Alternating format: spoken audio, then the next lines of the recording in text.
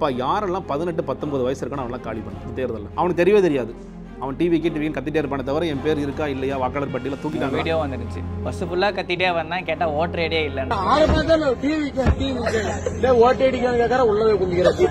பொன்பரப்பி உங்களுக்கு தெரிஞ்சிருக்கும். பொன்பரப்பில் 2019 என்ன கலவரம் வந்துச்சு. தேர்தல் அன்னைக்கே வந்து அந்த பானைகளை உடைத்து எவ்வளோ வீடுகள்லாம் கொடுத்தாங்கிறது தெரியும். ஒரு பெரிய ஜாதிய இஷ்யூ இருக்கிற இடம். நீங்கள் வந்து வன்னியர்களுக்கும் ஆயுதவாளர்களுக்குமான பிரச்சனை இருக்குது. அது குறித்து விஜய் பேசுவாரா?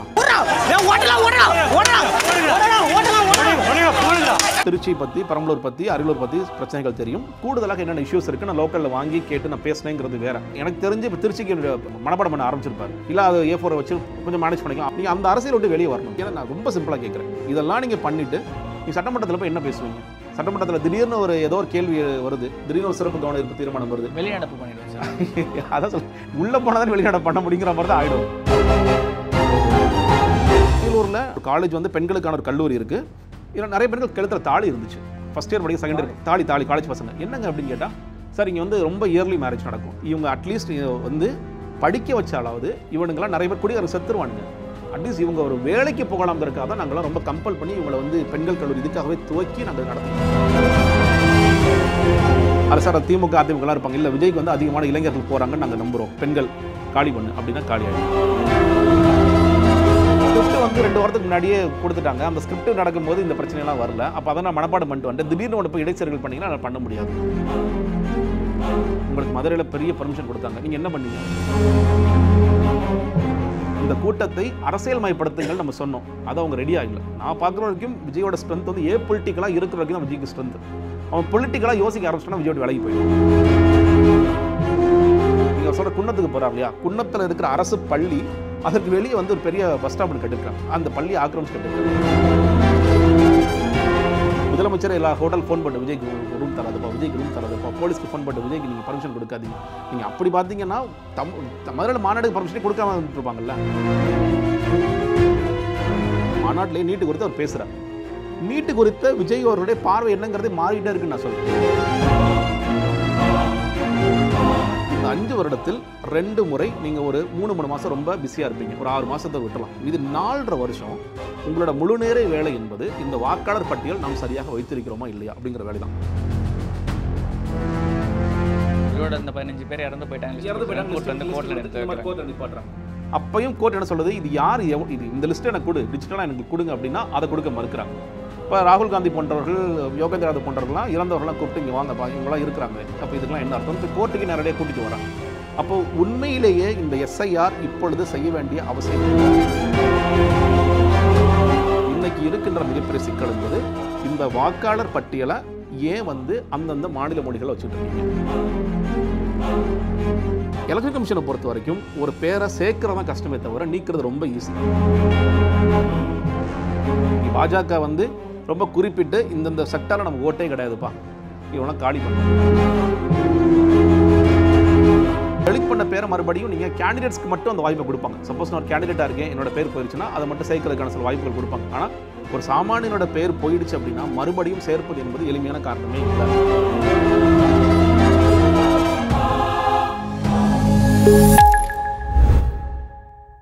நேயர்களுக்கு வணக்கம். அரசியல் பல பரபரப்பான கட்டங்களை கண்டுகொண்டு இருக்குது. அது குறித்து விவாதிக்க அரசியல் விமர்சகர் திரு ஜெகதீஸ்வரன் நம்மளுடைய இணைந்திருக்கார். வணக்கம் சார்.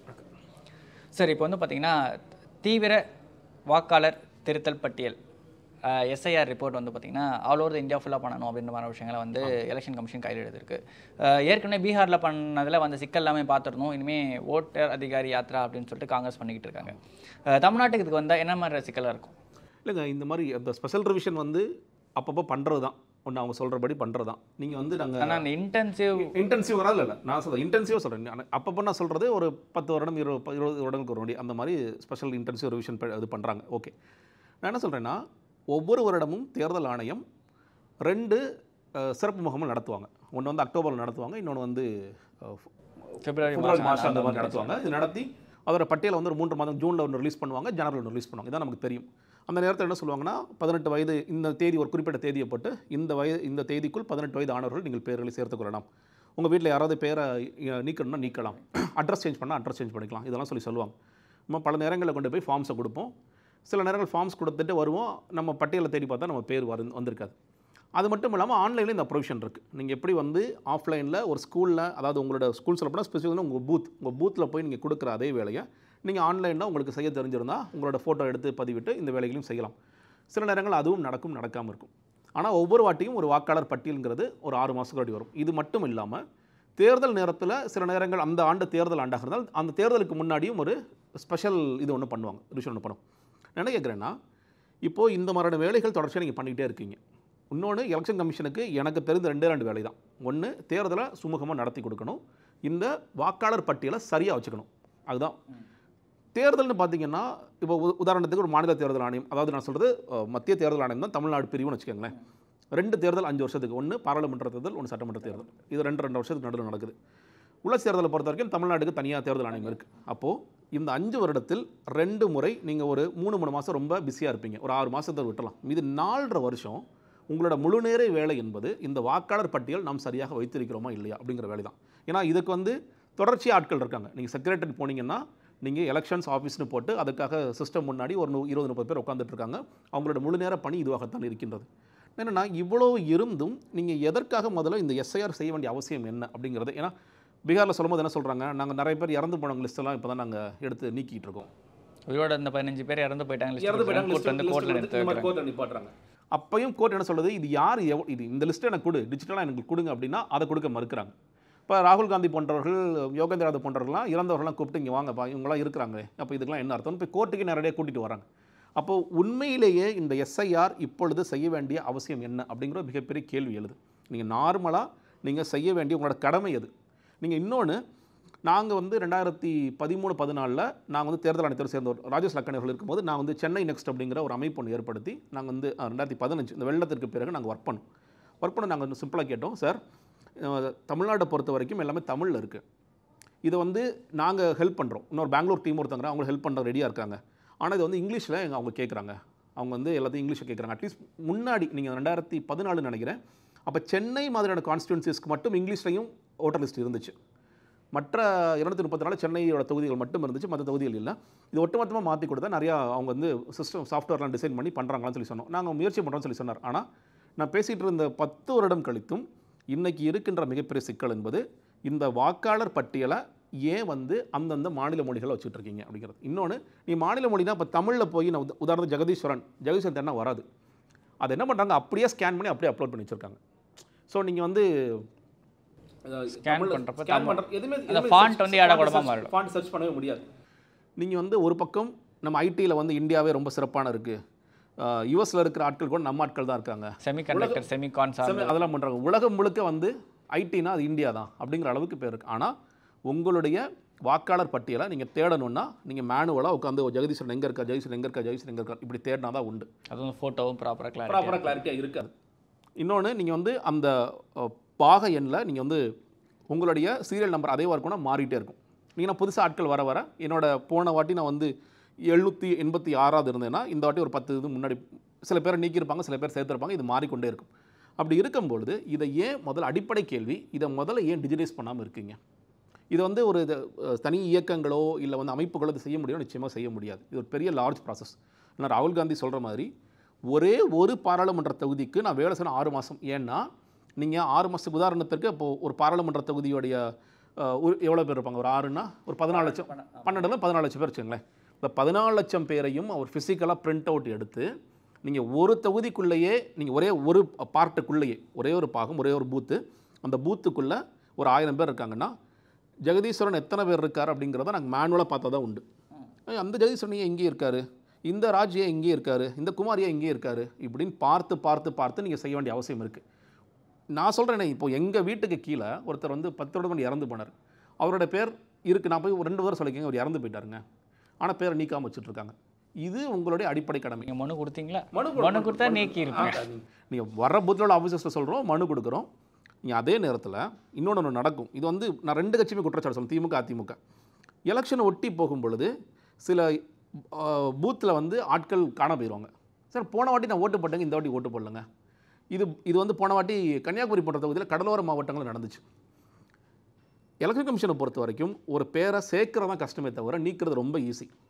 எந்த காரணமே தேவையில்லை. நீங்கள் வந்து ஆன்லைன்லேயே கூட என் பேரை நீங்கள் நீக்க நினச்சா நீக்கிடலாம். இவர் செத்து போயிட்டாருங்க அவ்வளோதான், அவன் டெத் சர்டிஃபிகேட்லாம் கொடுத்து கேட்கவே போகிறதில்ல. இன்னொன்று இது தொடர்ச்சியாக நடந்து கொண்டே இருக்கின்றது. அப்போது பீகாரில் நடந்தது அது மாதிரி ஒரு சம்பவம். அது மாதிரி சம்பவம் தான். அப்போ நீங்கள் முதல்ல அடிப்படையில் தேர்தல் ஆணையம் எங்களுடைய கடமையான தேர்தலை நடத்துவதைப் போல நாங்கள் வாக்காளர் பட்டியலும் சரியாக வைத்துக்கொள்ள வேண்டும் என்று நினைத்தால் செய்ய வேண்டியது முதல்ல இதை டிஜிட்டைஸ் பண்ணுங்கள். யார் வேணாலும் போய் எந்த வாக்காளர் பட்டியலும் தேடினாலும் அவரோட பேர் சரியாக வரணும் அப்படிங்கிறது முதல்ல. அதாவது நான் சொல்கிறது வாக்காளர் பட்டியலுக்குள்ளே நீங்கள் வெளியே சர்ச் பண்ணும்போது உங்களோட பேர், உங்களோட அப்பா பேர், நீங்கள் பூத்தெல்லாம் போட்டிங்கன்னா அந்த டீட்டெயில் வரும். ஆனால் ஒரு வாக்காளர் பட்டியலுக்குள்ளே ஜெகதீஷ் எத்தனை ஜெகதீஸ்வரன் இருக்காங்க, எத்தனை குமார் இருக்காரு இப்படின்னு பார்ப்பதற்கு முதலில் அதை நீங்கள் செய்ய வேண்டும். அது ஆங்கிலத்திலும் அந்தந்த மாநில மொழிகளும் இருக்க வேண்டும்ங்கிறதா முதல்ல செய்யும். நீங்கள் எஸ்ஐஆர்லாம் அப்புறம் பண்ணுங்கள், முதல்ல இதை செய்யுங்க. இந்த குற்றச்சாட்டிலிருந்து வெளியே வரணும்னா முதல்ல இதை செஞ்சீங்கன்னா தான் இந்த குற்றச்சாட்டிலேருந்து நீங்கள் வெளியே வர முடியும். அதை செய்யாமல் நான் இன்டென்சிவ் ரிவிஷன் பண்ணுறேன் அப்படின்னு சொல்லிட்டு மறுபடியும் அங்கே ஒரு 65 லட்சம் பேர் தூக்கின மாதிரி தமிழ்நாட்டுக்கு வந்து ஒரு 70 லட்சம் பேர் தூக்கிட்டு போயிட்டாங்கன்னு வச்சுக்கோங்க. எதிர்கட்சிக்கார மொத்த பேரையும் தூக்கு.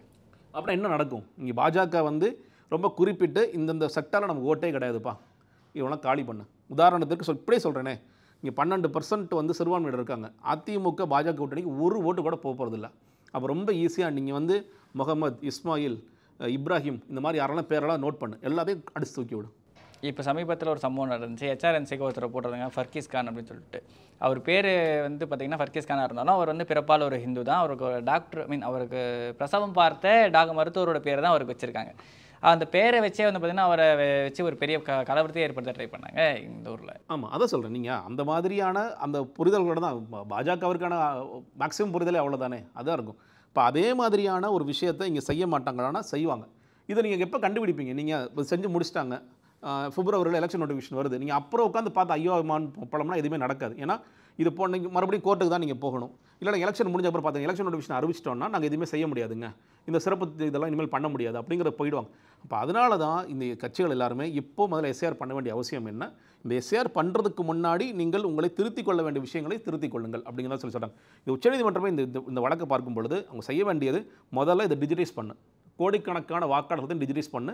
எந்த ஒரு கட்சி ஆன்லைனில் பார்க்கறதுனாலும் அதை சுலபமாக அவர்கள் பார்க்க வேண்டுங்கிற இடத்துக்கு கொண்டு வரணும்னு சொல்லி சொல்கிறாங்க. நம்ம உள்ளே போய் பார்த்து தேடி பார்க்கறதுக்குள்ளேயே வந்து பார்த்திங்கன்னா பாதி நாள் ஆகிடும் அதுக்குள்ளே போயிட்டு. அதான் சொல்கிறேன், அதுவே பெரிய ப்ராசஸ் தான். இன்னும் சொல்லப்போனால் நீங்கள் ரொம்ப ஈஸியாக சொல்லிடுவாங்க, நீங்கள் போய் வாக்காளர் பட்டியலில் உங்கள் பேர் இருக்கான்னு தெரிஞ்சுக்கங்க. எங்கெங்க போய் தெரிஞ்சுக்கலாம்? நீங்கள் பூத்தில் போய் பார்த்தீங்கன்னா வெளியே ஒட்டியிருப்பாங்க. இல்லை நீங்கள் ஆன்லைனில் போட்டிங்கன்னா நீங்கள் அதான் சொல்கிறேன் இல்லையா, ஆன்லைனில் போட்டால் உங்கள் பெயர் இருக்குங்கிறது நீங்கள் ஓரளவுக்கு நீங்கள் பாகம் இதெல்லாம் வச்சு கண்டுபிடிக்கலாம். ஆனால் எத்தனை தடவை இருக்குது? இல்லை ஒரு தடவை போயிருச்சுன்னு வச்சுக்கோங்களேன், அது டெலிட் ஆயிருச்சுன்னா நான் டெலிட் பண்ண பேரை மறுபடியும் நீங்கள் கேண்டிடேட்ஸ்க்கு மட்டும் அந்த வாய்ப்பை கொடுப்பாங்க. சப்போஸ் நான் ஒரு கேண்டிடேட்டாக இருக்கேன், என்னோட பேர் போயிருச்சுன்னா அதை மட்டும் சேர்க்கறதுக்கான சில வாய்ப்புகள் கொடுப்பாங்க. ஆனால் ஒரு சாமானியனோட பேர் போயிடுச்சு அப்படின்னா மறுபடியும் சேர்ப்பது என்பது எளிமையான காரணமே இல்லை. ஏன்னா திருப்பி ஒரு 6 மாதம் இல்லை ஒரு வருஷம் ஏன் சிக்கல் நான் சொல்லுங்க. நீங்கள் இந்த சிறப்பு இது போடுறாங்க இல்லையா, முகாம்கள் போடுறாங்க இல்லையா பள்ளிக்கூடத்தில் வச்சு, அதை செய்பவர்கள் பெரும்பாலும் வந்து ஆசிரியர்களாக இருப்பாங்க, இல்லை சில அரசு நிறுவனங்களில் வேலை செய்கிற பியூனாக இருப்பாங்க, சுய குழுவாக இருப்பாங்க, அவ்வளோதான் இருப்பாங்க. அவங்க என்ன பண்ணுவாங்க, இதை வாங்கி சார் ஏற்கனவே எனக்கு பல வேலைகள் கொடுத்துருக்காங்க, நான் பிஎல்ஓ, நம்ம பிஎல்ஓ, நீங்கள் என்ன சார் வேலை செய்றீங்க? சார் நான் அந்த ஆஃபீஸில் பியூனாக இருக்கேன் சார். சரி ஓகே, நீங்கள் என்ன பண்ணுவீங்க? எடுத்துகிட்டு போய் கொடுப்பேன் சார், அது நடக்குதான் எனக்கு தெரியாது. நீங்கள் சொல்லுவாங்க பிஎல்ஓட செக் பண்ணுங்கள், இந்த ப்ராசஸில் வந்து பிஎல்ஓட்ட போகும், பிஎல்ஓட்ட இருந்து அடுத்து தாசில்தார்ட்ட போகும், இந்த ப்ராசஸ் முடிஞ்சு அதுக்கப்புறம் உங்களுக்கு கார்டு வரும்னு சொல்லுவாங்க. ஆனால் இந்த பிஎல்ஓ அவங்கள இன்னொன்று ரொம்ப ரொம்ப சொற்பமான சம்பளம் இந்த வேலை செய்கிறாங்க இல்லையா. நீங்கள் ஏன்னா இப்போ நீங்கள் தேர்தலுக்கு முன்னாடி நீங்கள் இது கொடுப்பாங்கல்ல, பூத் ஸ்லிப் கொடுக்குறதும் தேர்தல் ஆணையத்தில் வேலைன்னு சொல்லிட்டாங்க. கட்சிகள் மேல் கொடுக்கக்கூடாது. அந்த பூத் ஸ்லிப் கொடுக்குற நீங்கள் பார்த்துருக்கீங்களா அந்த ப்ராசஸை? முதல்ல பல நேரம் நடக்காது. எலெக்ஷன் கமிஷனாக செய்யும்போது பூத் லெவல் ஆஃபீஸர் வருவார். இப்போ என்னோட வீதியில் வந்து ஒரு 50 பேர் இருக்கான்னு வச்சுங்களேன், நடு ரோட்டில் நிப்பாடுவேன். சார் இங்கே வாங்க சார், சார் இந்த பேர்லாம் உங்களுக்கு தெரியுமா? நீங்கள் ஊர்லனா கூட அவர் அங்கே இருக்காருங்க, இவர் இங்கே இருக்காருங்க, நானே கொடுத்துறேங்கன்னு கொடுப்பேன். ஆனால் சென்னையில் எனக்கு பக்கத்தில் இருக்கான்னு யாரும் தெரியாது. எனக்கு எய்த்த வீட்டில் இருக்க, இவர் தான் எய்த்த வீட்டில் இருக்காரு, எனக்கு தெரியாதுங்க. இன்னும் அப்பார்ட்மெண்ட்ஸ்லாம் போனோம்னா ஒன்றும் பண்ணுறது மொத்தமாக சார் இதில் ஹெல்ப் பண்ணுங்கள் சார், எனக்கு இது அப்படியே கொஞ்சம் கொடுத்துருங்க சார், நான் வாங்கி வீட்டில் போட்டு போயிட்டே இருப்பேன். அவ்வளோதான். அப்போ இந்த பூத் ஸ்லிப் இது ஏன் வந்து அவங்களால செய்ய முடியலன்னு கேட்டிங்கன்னா ரொம்ப ரொம்ப சொற்பமான சம்பளம். இதுக்காக நீங்கள் ஸ்பெஷலாக ஏதாவது கொடுக்குறீங்களா? தேர்தல் ஆணையம் இதுக்காக ஒதுக்கி எதாவது செய்தானா? எதுவுமே செய்கிறதும் இல்லை. அப்போ அவங்களே நம்ம குறை சொல்ல முடியும், ஏங்க என் பேர் வரல, நாங்கள் தான் இவ்வளோ வாட்டி வர்றவங்க நடக்கிறோம் இல்லைங்க. இப்போ இந்த ப்ராசஸை நீங்கள் எப்படி சரி பண்ணுறது? இன்னொன்று ஒரு இதுவும் சொல்கிறேன், இது ஏன் ஒவ்வொரு வாட்டியும் நம்ம இன்னொன்று ஏன் இந்த ஸ்பெஷல் கேம்ப்ஸில் மட்டும் பண்ணணும்? இதை டெய்லி ப்ராசஸாக மாற்றுங்க. நீங்கள் போஸ்ட் ஆஃபீஸ் இருக்குது, போஸ்ட் ஆஃபீஸில் இன்றைக்கி பெரிய வேலைகள் எதுவும் இல்லை. நீங்கள் வந்து நம்ம பார்க்க போஸ்ட் ஆஃபீஸோட வேலைகள் குறைஞ்சிருச்சு. அரசு சார்ந்த தகவல்கள் மட்டும்தான் அந்த பரிமாற்றம். போஸ்ட் ஆஃபீஸில் ஒரு இதை போடுங்க, ஒரு பூத்தை போடுங்க, எப்போ போனாலும் நீ சேர்ந்துக்கலாம். இ சேவை மையம் மாதிரி இ சேவை மையத்தில் ஜாயின் பண்ணுங்க. நீங்கள் அந்த மாதிரி ப்ரொவிஷன் கொடுங்க. இது சேர்த்துட்டு உங்களுக்கு அடுத்த வாட்டி எப்போ பட்டியல் ரிலீஸ் ஆகிறோமோ அப்போ நீங்கள் பாருங்கள் அப்படின்னு சொல்லுங்கள். ஆன்லைனில் நீங்கள் வந்து அது கொடுத்ததுக்கப்புறம் எஸ்எம்எஸ் போட்டு ஆன்லைனில் உங்கள் பேர் ஏறிச்சா ஏறலைங்கிற இன்சூரன்ஸ் மை கவர்மெண்ட்ல இருந்து அடிக்கடி மெசேஜ் ட்ராயிலேருந்து மெசேஜ் எவ்வளவோ பண்ணுறோம் நம்ம. இது அந்த மாதிரி பண்ணால் நீங்கள் ஒரு ஈஸி ப்ராசஸை மாற்றுங்க. நான் இதுக்காக நீங்கள் 6 மாதம் நீங்கள் வெயிட் பண்ணணுப்பா, 6 மாதம் நீங்கன்னா நான் 18 வயசு ஆயிடுச்சு, நான் போய் சேரணும் அவ்வளோதான், சேர்ந்துட்டேன். நீங்கள் போஸ்ட் ஆஃபீஸ்க்கு போனேன், சார் நான் 18 வயசு ஆயிடுச்சுன்னு சொல்லி சொன்னேன், என்னோட ஐடி கார்டு ஒன்று கேட்டாங்க, என்னோட அட்ரஸ் ப்ரூஃப் கேட்டாங்க, நான் ஃபோட்டோ எடுத்தாங்க, இல்லை ஃபோட்டோ கொடுத்து வேலை முடிஞ்சிருச்சு. அப்படி சிம்பிளாக நீங்கள் முதல்ல மாற்றி அதை டிஜிட்டலைஸ் பண்ணிங்கன்னா அந்த சிக்கல்லாம் வராது. ஆதாரோட இணைப்பதில் என்ன சிக்கல் இருக்குன்னு ஒரு கேள்வி இருக்குல்ல. ஏன்னா இப்போ வந்து பார்த்தீங்கன்னா 11வது டாக்குமெண்ட்டு கூட இல்லாமல் 12வது டாக்குமெண்ட்டை தான் ஆதார் இவங்க கொண்டு வராங்க. ஆனால் எல்லா அரசு சார்ந்த இது சலுகைகளையும் பெறதுக்கு ஆதார்ன்றது மேண்டேட்டரி ஆக்கிட்டாங்க. ஆதாரோட ஓட்டர் ஐடியை இணைக்கிறதுக்கு என்ன பிரச்சனை? ஏன்னா ஃபேமிலி கூட என்னச்சப்போ வந்து பார்த்தீங்கன்னா டபுளாக வச்சுருந்தவங்க எல்லாருமே மாட்டினாங்க. இப்போ இப்படி நினச்சாங்க ஈஸியாக டபுள் என்ட்ரிஸ் ஈஸியாக முடிஞ்சிருமே. கண்டிப்பாக முடியுங்க. அதான் நீங்கள் என்னென்னா இந்த ப்ராசஸை மறுபடியும் செய்கிறது யாருங்கிறதான கேள்வியாக இருக்குது. நீங்கள் சில நேரம் ஃபோன் வருது, அதுவும் பிஎல்ஓட வேலையாக தான் இருக்குது. பிஎல்ஓ ஃபோன் பண்ணி சார் உங்களோட ஆதாரம் நான் இணைச்சிக்கலாமா அப்படின்னு ஒரு கேள்வி கேட்குறாங்க. நான் எனக்கு புரியாமல் இல்லை நான் வேண்டான்னு சொல்லி சொன்னேனாலும், ஏன்னா இது மேண்டேட்டரி கிடையாது. நீங்கள் என்ன சொல்லணும், ஆதாரே மேண்டேட்டரி கிடையாது இன்னும் நம்ம ஊரில். அப்போ நான் வேண்டான்னு சொல்லி சொன்னேன்னா மேண்டேட்டரி எல்லாத்துக்கும் வச்சிருக்காங்க, அது ஒரு விஷயம். பட் மேண்டேட்டரி கிடையாது போது நான் ஏன் இதை சேர்க்கணும், நான் இதை இணைக்க நான் விரும்பலை, நான் வந்து என்னோட இது வாக்கு திருடு போங்க ஏதோ ஒன்று சொல்கிறேன், நான் நெட்ஒர்க்கில் இது போய்டும் நினைக்கிறேன், ஏதோ ஒன்று சொல்கிறேன். அப்போ நீங்கள் அதை ப்ராசஸை புரிய வச்சு அவர் சேர்த்தா தான் இது சரியாக இருக்கும். அதை அவங்களாம் அச்சீவ் பண்ண முடியல இல்லை, இது தோல்வி அடைஞ்சிட்டே இருக்குல்ல. இப்போ நீங்கள் எந்த ஒரு வேலை செஞ்சாலும் நீங்கள் அதை சரியான ஒரு ஆட்கள்கிட்ட இதுக்காக நியமிக்கப்பட்ட நீங்கள் எலெக்ஷன் கமிஷனுடைய முழு நேர வேலை இதுதான், இதுக்காக நான் ஆட்கள் எடுத்து இதுக்காக அந்த வேலை செஞ்சீங்கன்னா அது நடக்கும். ஏற்கனவே 10 வேலை பார்த்துட்டு இருக்கான், அவங்ககிட்ட இந்த வேலையும் கொடுத்து தள்ளி விட்டுருப்பான் அப்படின்னு சொன்னால் அது எப்படி நடக்கும்? Okay sir. ஆனால் இப்போ இவங்க இந்த தனித்தனியாக பிரித்து வச்சு இவங்க வேலை பார்க்குறதுக்கு மொத்தமாக சேர்த்து வச்சு ஒரே டிபார்ட்மெண்ட் வேலை பார்க்குறது ஈஸியாக இருக்கும்ல? இல்லை வேலை நான் என்ன சொல்கிறேன், நீங்கள் அல்டிமேட்டாக இதை ப்ராசஸ் பண்ண போகிற இடம் இது. நீங்கள் இப்போ உதாரணத்திற்கு சென்னை அப்படின்னா தலைமை செயலகத்தில் அதுக்குன்னு ஒரு ஆஃபீஸ் இருக்குது. நீங்கள் அந்த ஆஃபீஸ்க்குள்ள போனீங்கன்னா இங்கே வந்து எலெக்ஷன் ஆஃபீஸர் உட்காந்துருப்பார், அதுக்கு நிறைய எம்ப்ளாயிஸ் இருக்கிறாங்க, ஒவ்வொரு டிபார்ட்மெண்ட்டுக்கும் வச்சுருக்காங்க, அவங்கள சப் டிவிஷன்ஸ் வச்சுருக்காங்க. அப்போ அல்டிமேட்டாக இந்த என்ன சொல்கிறது, அந்த ஃபார்ம்ஸ் ஃபிசிக்கல் ஃபார்ம்ஸும் சரி, அதே மாதிரி ஆன்லைனில் வர ஃபார்ம்ஸும் சரி, அதை ஒருத்தர் செக் பண்ணி அவர் தான் செய்ய போகிறார், ரைட்டா? அப்போது இதை பல இடங்களில் வச்சுக்கோங்க. நீங்கள் நான் போஸ்ட் ஆஃபீஸ் போனால் என்னால் ஆக முடியும், எனக்கு ப்ரொவிஷன்ஸ் நிறையா இருக்குது. நீங்கள் சொல்கிற மாதிரி இ-சேவை மையத்தில் ஆக முடியும், எனக்கு நிறைய ப்ரொவிஷன்ஸ் இருக்குது, எங்கே போனாலும் என்னால் ஆக முடியும். ஆனால் பேங்க்ஸ் எங்கே வேணாலும். ஆனால் ஃபைனலாக நான் ப்ராசஸ் பண்ணி இதை ஏன்னா அவங்க செக் பண்ணணும். ஆக்சுவலி பிஎலோட முக்கியமான வேலைன்னு கேட்டிங்கன்னா, நீங்கள் உங்கள் சேர்த்துட்டீங்க, ஏன்னா நீங்கள் போய் ஃபிசிக்கலாக ஃபார்ம்ஸ் கொடுத்துட்டீங்க, அவங்க உங்கள் வீட்டுக்கு வரல, அப்போ உங்கள் வீடு இங்கே இருக்கா, அவர் இங்கே உண்மையிலே ஒரு இதாக இருக்காரா, இவருக்கு வேறு எங்கேயாவது கார்ட்ஸ் இருக்கா, இதெல்லாம் செக் பண்ணிட்டு தான் கொடுக்கணுங்கிறதான் ஆக்சுவலி ப்ராசஸ். அப்போ அந்த ப்ராசஸை ஃபைனலாக செய்ய வேண்டிய இடம் என்பது ஒரே இடம் தான். அந்த இடத்துல நீங்கள் நான் என்ன சொல்கிறேன், அந்த 6 மாதத்துக்கு போகிற பொது வாக்காளர் பட்டியலோ இல்லை சிறப்பு சுருக்க திருத்த வாக்காளர் பட்டியலோ அந்த பட்டியலில் என்னோட பேர் வரும் அப்படிங்கிறத என்ஷூர் பண்ணுங்கன்னு நான் சொல்கிறேன்.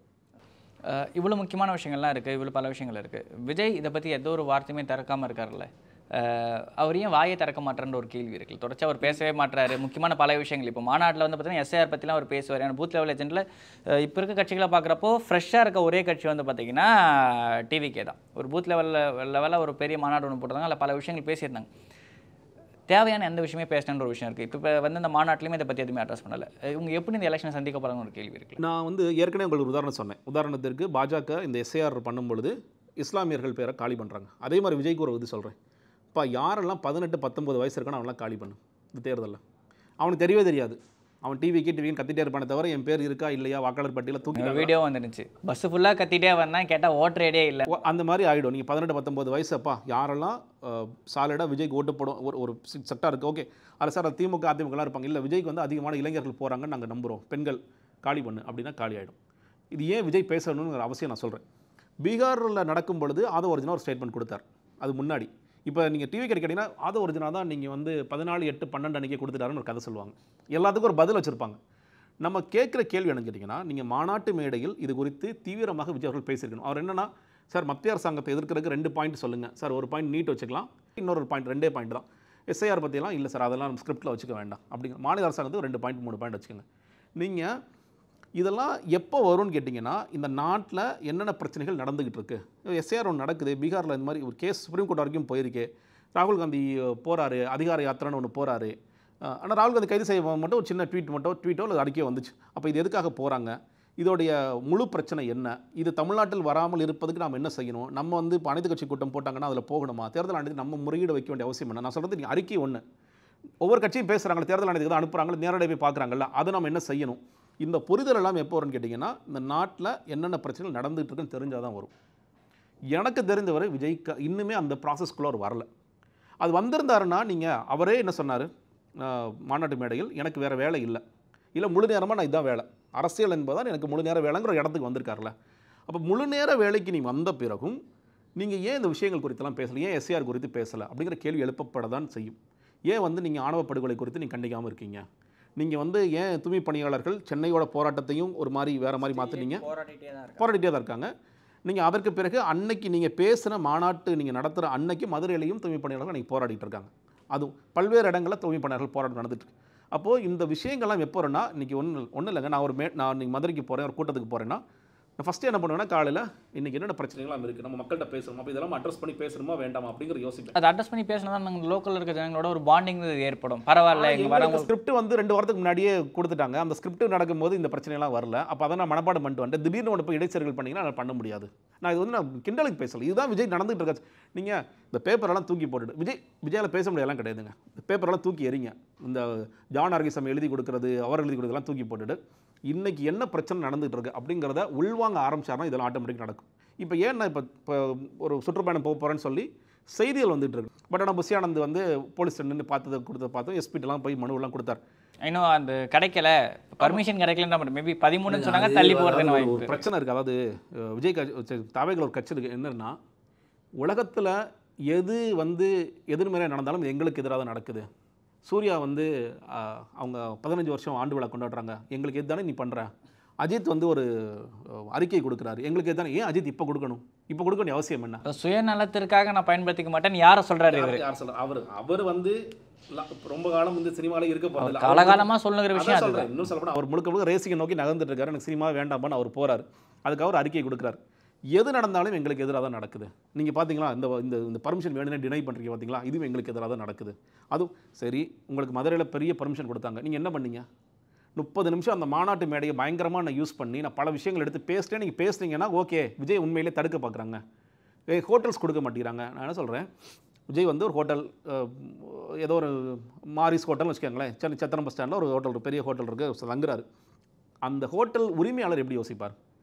அப்பா நமக்கு பிஸ்னஸ் போயிடும், இவங்க வந்து கலைவரம் கொண்டு போயிடுவாங்க, ஃபுல்லாக நம்ம யாரையும் மாநாட்டுக்கு சேர் தர மாட்டேன்னு சொன்னதுக்கான காரணம் மாநாடு முடிஞ்சவொடனே தெரியுது. அப்போது நீங்கள் இந்த ஒரு 4 நாள் விஜய் தங்க போகிறார், 2 நாள் விஜய் தங்க போகிறாருன்னா 2 நாளைக்கு முன்னாடியே அந்த கூட்டத்துக்கு விட்டு இந்த ஹோட்டலில் தான் தலைவர் தங்க போகிறார் ரீல்ஸ் போட ஆரம்பிச்சிருவேன். நான் வர்ற கஸ்டமர்ஸை நான் விட்டுட்டு நான் 4 நாளில் பிஸ்னஸே மொத்தமாக காலி பண்ணிட்டு போயிடுவேன். நான் எப்படி உனக்கு ஹோட்டல் கொடுப்பேன்? நீங்கள் அதனால தான் நீங்கள் ஆரம்பத்திலிருந்தே இந்த கூட்டத்தை அரசியல்மயப்படுத்துங்கள் நம்ம சொன்னோம். அது அவங்க ரெடியாக இல்லை. நான் பார்க்குற வரைக்கும் விஜயோட ஸ்ட்ரென்த் வந்து பொலிட்டிக்கலாக இருக்கிற வரைக்கும் தான் விஜய்க்கு ஸ்ட்ரென்த். அவன் பொலிட்டிக்கலாக யோசிக்க ஆரம்பிச்சிட்டானா விஜயோட விலகி போயிடுவான். இன்னும் தலைவர் தான் அவன் இப்போ நீங்கள் கேட்குறதுல அவன் கேட்பான், இன்னும் தலைவர் தான் பேசலையே, திருச்சி வந்தார், திருச்சியில் எவ்வளோ பிரச்சனைகள் இருக்குது, அதை பற்றி பேசாமல் போயிட்டார். பெரம்பலூர் வந்தார், பெரம்பலூரில் வந்து ஒன்றும் இல்லை, நான் சொல்கிறேன், பெரம்பலூர் அரியலூரில் அங்கே இருந்தால் வந்து போக்குவரத்து அமைச்சர் சிவசங்கர் வரார். நான் எல்லா பள்ளிக்கூடங்களுக்கும் அங்கே போயிருக்கேன். அவங்க சொல்கிறேன், சார் எங்களுக்கு பஸ்ஸு ஒரு பெரிய பிரச்சனை, ஸ்கூல் ஸ்டூடெண்ட்ஸாக இருக்கிற பசங்க வந்து சார் எங்கள் காலை நான் சொன்னீங்க அமைச்சர் இந்த ஊர் தானே, அமைச்சர் இந்த ஊர் தான், அமைச்சர் எவ்வளோ சொல்லியிருக்கோம்.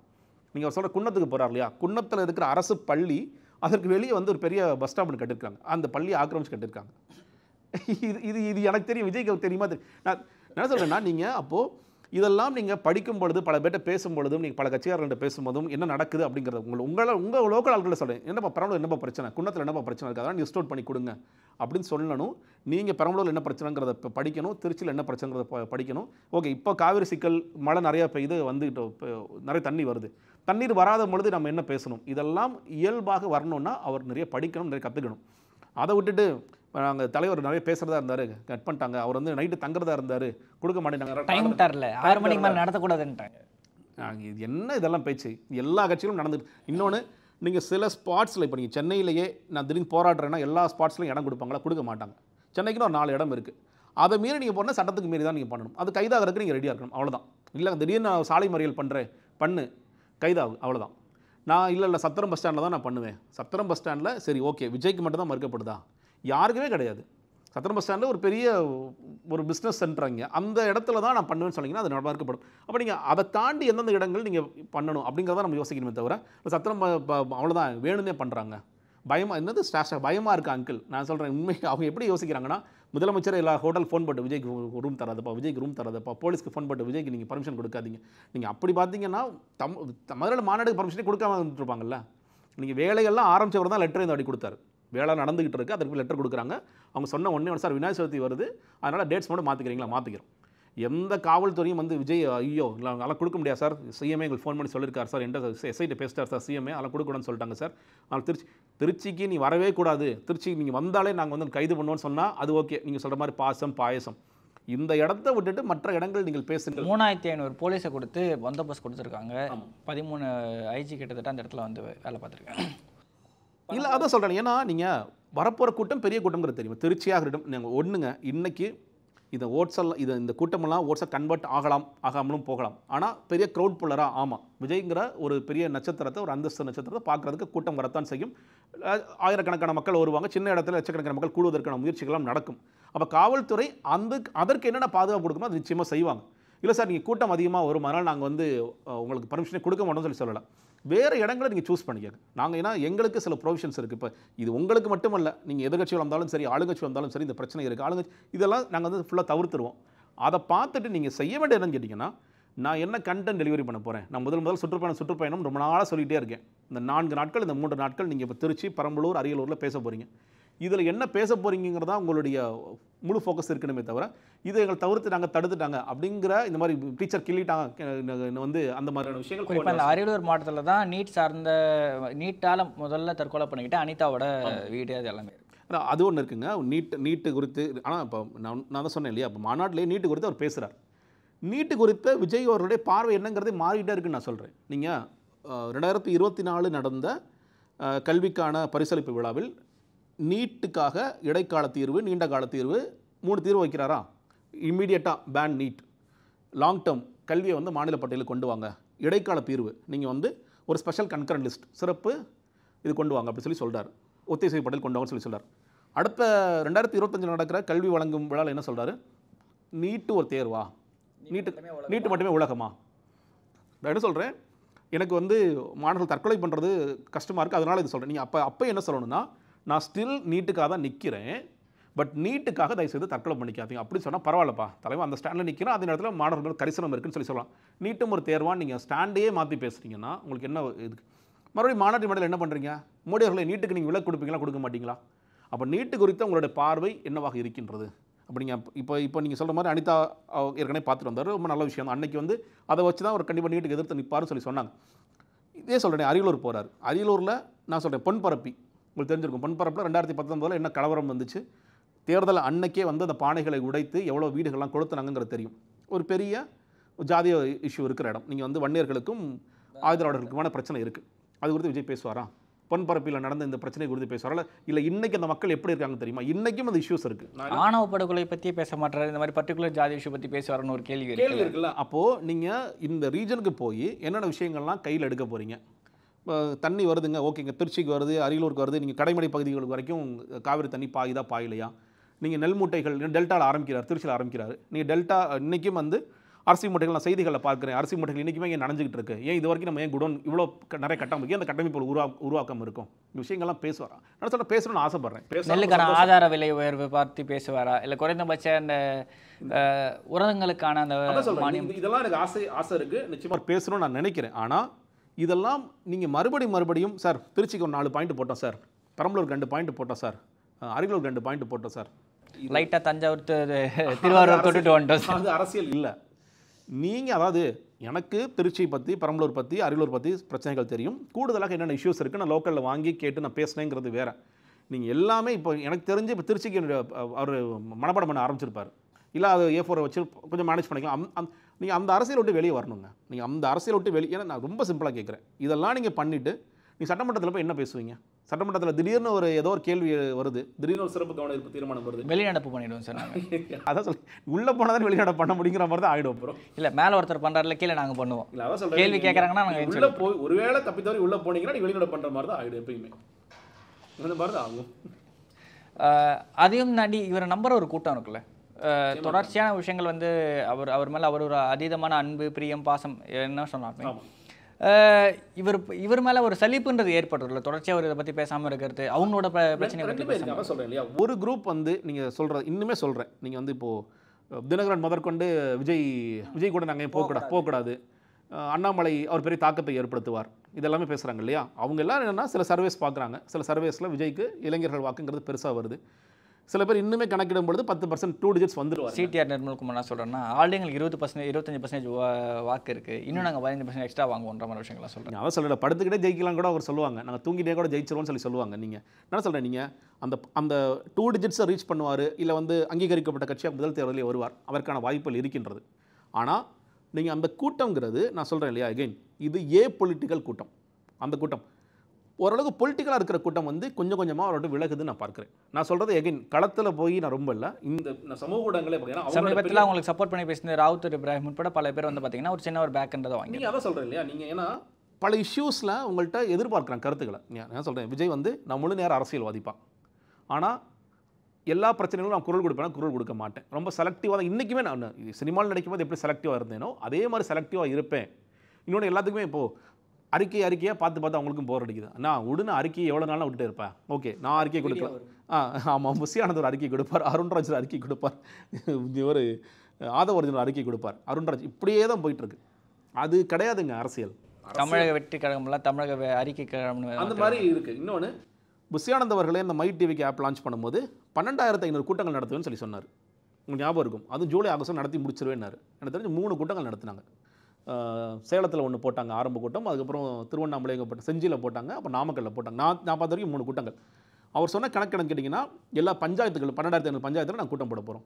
எங்கே கூட்டம் போட்டிங்க?